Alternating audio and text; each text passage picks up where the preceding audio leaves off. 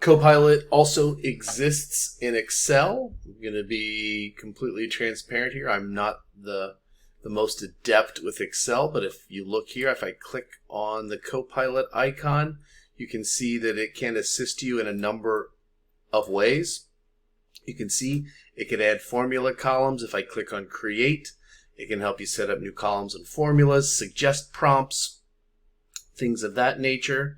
It can also help you edit or highlight certain aspects of your spreadsheet. It can do that.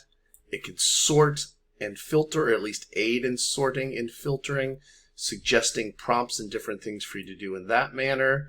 And last but not least, it can also analyze or assist you with analysis, looking at charts specifically in pivot tables, suggesting prompts again, or describing what information it's like you would like to derive out of the spreadsheet. So a lot of AI capabilities embedded into Excel.